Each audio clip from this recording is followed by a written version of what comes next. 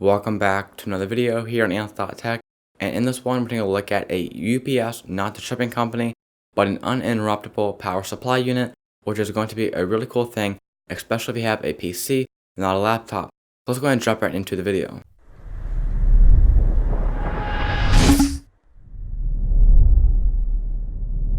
So like I said before, we're going to take a look at an uninterruptible power supply unit, which is also called a UPS. Now I have mine mounted right underneath my desk, which is right there. Now what exactly is a UPS? What it is a pretty big battery backup that can last anywhere from 10 minutes to about a few hours. Now for pricing wise, they can start around $30–$40 on Best Buy or Amazon and work all the way up to a few $1,000s, which you're going to find on servers and especially cloud databases. Now mine right here is made by APC, which is just another company that makes these, and there's also many other companies that make them. Now mine that I have right here goes for about $150 on Amazon. I'll have it linked down below, and it'll also take you into my Anth.Tech website, which will be the desk gear page, and I also see that in there, and also the mount that I'm using, which is also by Human Scale. So no, the UPS that I have is powering everything on my desk right now. You can see my lights, my monitor, speakers, computer, everything is powered currently by the UPS. Now the UPS is plugged into the wall, but if the power were to go out, everything would still power on and have about a 50-minute runtime, as that's what that battery backup supports. So when it comes to whether or not you need a UPS, if you have a PC just like this or any type of tower, you're definitely going to want one, especially if you have a hard drive, because if the power were to go out, the hard drive that's spinning would stop and probably not work after you go turn it back on.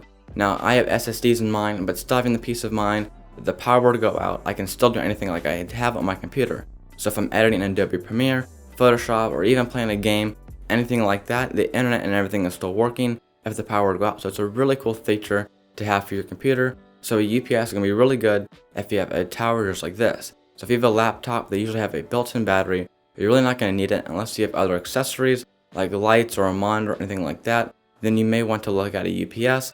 That way everything can still stay running and everything has electricity even if the power is out. So it's actually a pretty cool thing, especially to have mounted underneath your desk. So when it comes to picking the correct UPS for you, you're going to want to look at the wattage that it supports, which you can find on Amazon, Best Buy, or anything that you'll find in the description of that product.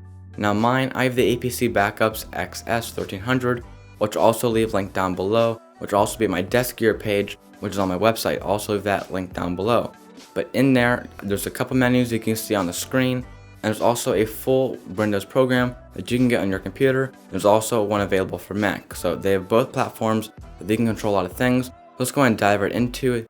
First the UPS, and then we'll go ahead into the computer. So that way we can see what kind of menus that are offered for the APC.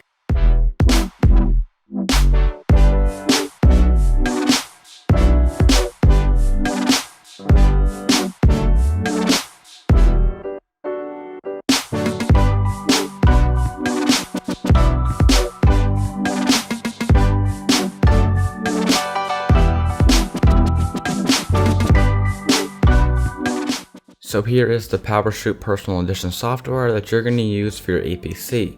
Now heading over to the Performance tab under the Monitor System, and here you can track everything from 1 week, 4 weeks, 12 weeks, and also all the way up to 24 weeks. And here you can track out your blackout, under voltage, over voltage, and also your electrical noise. So that's kind of nice to have. And then also under current status, and here you get some current status like utility power, which means that it's plugged into the wall. I'm also using 1.6 or 2.2 kilowatt hours per day.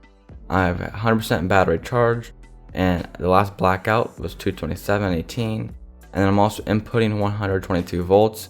Then here's the load on the battery backup, which as you can see can handle up to 780 watts, which is pretty powerful. And here you can run a self-test without unplugging it. It'll test the battery and that kind of stuff. So that way you know if you need to get a new battery put in. And under energy usage, you can see if I change energy cost. In my area, it's 13 cents per kilowatt hour. And then per week, I'm using 2 cents, which is generating 3 ounces of carbon dioxide. O3 would reabsorb this of a tree, or light a bulb for 7 hours and 12 minutes, or emit the same carbon dioxide as driving 0.2 miles. Then you get some basic stats here at the bottom. And then heading under configuration and options, you can just get some different things you can change. Your runtime, you can keep your computer on as long as possible. Because it is plugged in, it will gently shut down your computer and save your work if the power does go out. You're out the computer. Under notifications, you can kind of get some notifications if something does happen, if the power does go out. Sensitivity, it will trigger different voltages coming from your wall.